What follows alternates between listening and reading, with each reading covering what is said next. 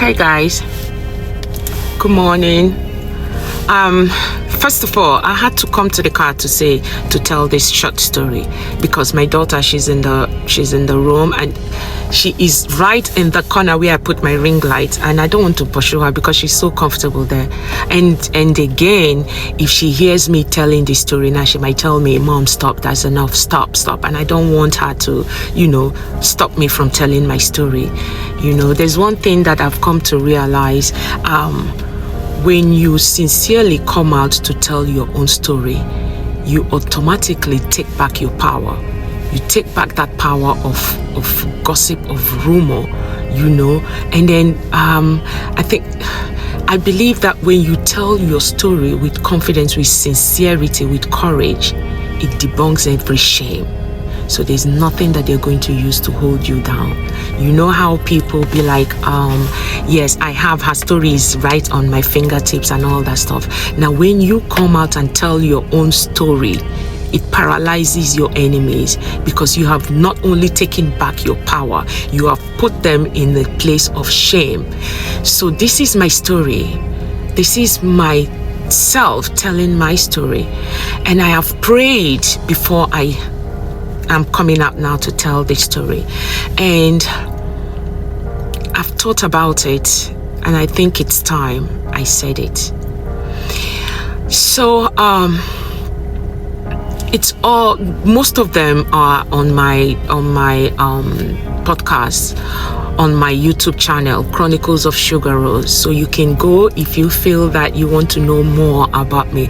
And I'm not just talking about me, I'm talking about things of life, the girl child, the boy child, marriage, relationships, and all that stuff. Everything is at on my podcast, my YouTube channel, my Spotify, and Amazon. So here's the thing, my story. Let me start from when I met my husband. So when I met my husband, when he saw me, he said, "Hey, you are my wife. You are the one I want to spend the rest of my life with. You are the one that God has showed me." He went on and on and on. When he was talking, I was looking at him like this. Blessed is Uncle Nono saying, "Now bad girl, jigaban, I should meet." So when he finished talking, I said, "Obeni, are you sure God told you that it is me?" He said, "Yes." I said, "I be bad girl. I was once a bad girl. I be bad girl." He said, "Have you bite somebody?" I said, "God forbid, me that cannot even buy cockroach, not to talk of."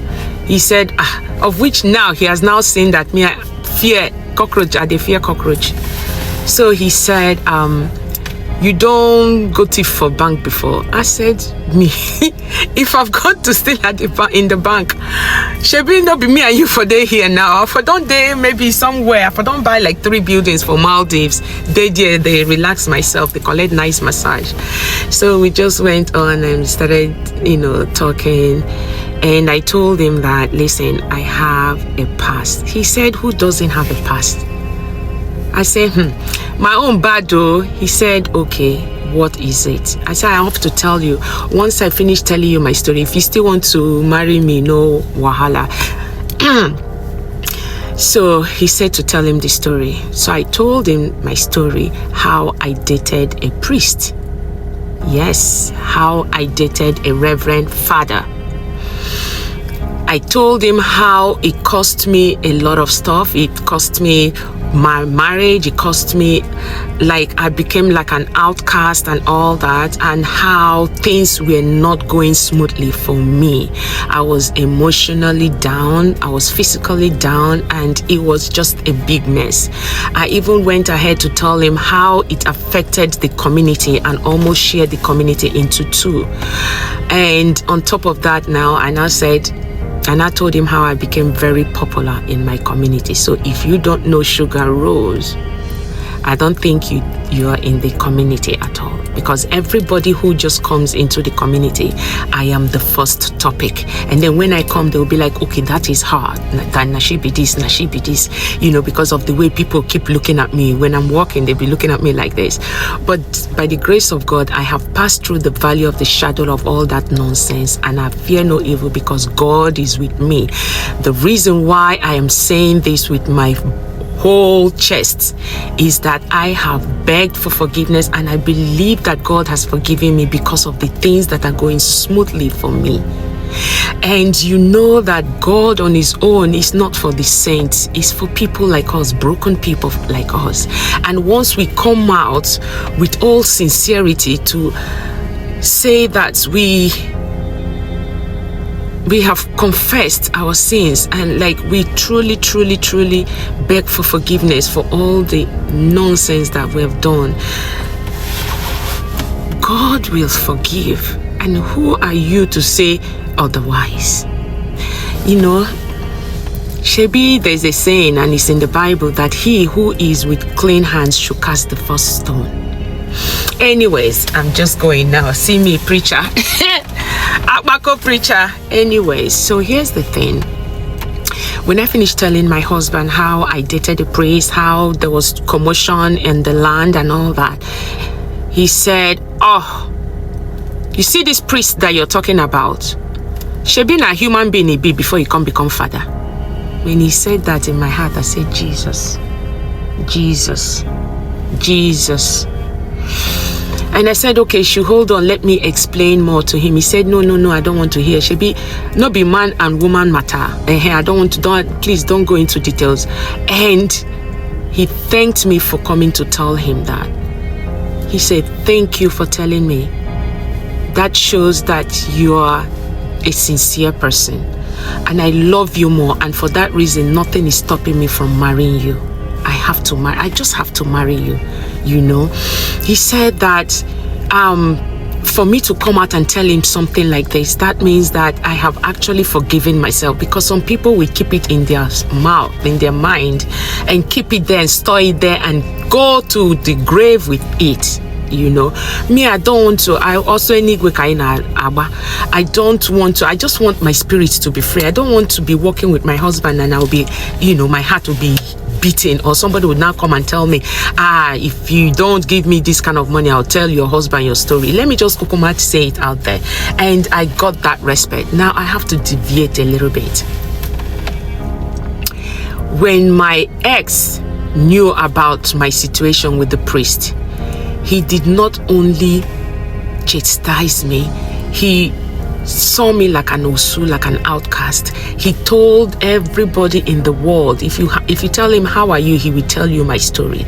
If I cough, my name is Ashawo. All of that. And then now I have met my husband that did not say anything. He just said, thank you for telling me. And because of this, I am marrying you. I was like, oh, okay, but another thing, I dance for Facebook, I dance for Facebook. He said, now that I have to be dancing for him too. I said, no wahala. So we just laughed over it. When we finished talking, I knelt down in my room and I cried. I said, this is one of the things that I've been praying for in a man who will hear my story and still go forward, And this is the first time I was actually discussing my past with a man, like sincerely. I'm going to tell him, if he likes me, fine. If he doesn't like me, kubakaba, life goes on, So, and this is me today, happily married. Blessedly married, and I said in my episode, this is one of my bucket lists. Some people, this is not their bucket list. Their bucket list is to do many other things. My own bucket list is not to marry and be saying husband, and to be somebody that I can be disturbing, I can be worrying, I can be at the stress and I go to do baby for. So that is my own bucket list. I don't know about you people's bucket list. Long story. Now I will tell you the reason why I'm telling you all of this. I just want you to know where I am coming from. True talk with Sugar Rose, oh. True talk with Sugar Rose. True talk with Sugar Rose, oh, my darling Rose. So after myself and my husband, we finished talking and we have agreed that, yes, we both agreed we're going to get married. We started making preparation. So when I was very sure that I was going to get married, I called two of my then friends and we went out. I think I took them out. So right there, I told them that, listen, I'll be getting married though. I don't find somebody. They laughed like, and there's one of these my friends that used to call me Roro. So from there now, everybody started calling me Roro. Some people call me Sugar. So they said, Roro, you and this your story again. This your marriage story. Every day, marriage story. And it's true because they know that me, I want to get married. It is how I grew up. I grew up in that kind of family where marriage is a sacred thing. You call me old school, but to each his own. So they now laughed and said, Roro, you have come with this your marriage story. And I said, yes, it's true. I found somebody. Then I said, where? I said, I just gave some flimsy excuses, you know, how I found him on Facebook and all that stuff. So they all laughed because they did not believe me. And this is the reason why they didn't believe me. Because every time I find someone that I actually want to like get married to, when I share the gist out there, it doesn't really work. And then tomorrow when they ask me, how is that guy? I say, I beg, now close chapter. Everybody will start laughing, you know. And now I'll bring another one again. I'll say, look at this one. Oh, they'll say, this one, is it your spec? I say, I think so. Let me see. I'm going to check, you know, what if I can, you know. Couple of days later, when they call me and say, how is the guy now? So I beg, throw away that one. You know, everybody's. So that has been my life. So when I came and told them that I found somebody, they said, I beg, come out. You and this your story of marriage. So I did not push it and did not tell them that this is a serious thing. I just let it slide. I just wanted to let them know that I have told you. So after that now, couple of weeks later, I traveled. I went home, and when I traveled to go and prepare my marriage. I knew that the marriage is going to be like, I thought it was going to be like a very tiny thing, just pay my bride price and then I'll start coming. When maybe later we will now do the civil wedding and everything. I didn't know that my husband is just like ready, like ready. So when I got to Nigeria, I called these two of my friends on video and I told them, I said, hey, see, I'm here with this man, or that when I saw him, when we were talking, I thought he was like Michael Jordan, one tall guy with that bobby with chest like this. But look at him, look at him. So we all started laughing. So he said hi to them, and you know, that was it. So I want to digress a little bit, right? So during my first missionary journey, when all those problems were going on and everything, people were fighting, there was war in the land just because of me, that I was dating a priest. So like I said earlier, it was a divided nation, one part to this side, another part to this side, all because of me. Now these two friends I'm talking about now, they were actually there, you know. But I later found out that everything that I tell them, they used to tell people, because these people came to tell me exactly what I know that I told just these two people. Do you understand? But I just let it slide because it's gossip, it's rumor, and I put myself in that situation. If I didn't put myself in that situation, what will warrant this? So I wasn't really upset, you know. That actually made me start thinking about my life, like what kind of life is this? Because you know that it is whatever foundation that you lay that your children will follow suit. I mean, will adapt whatever plans you make. It might affect your children positively or negatively, you know. So I put all those into consideration. Now, coming back to my marriage. So when we finished talking and everything, I said, okay, that day, fast forward.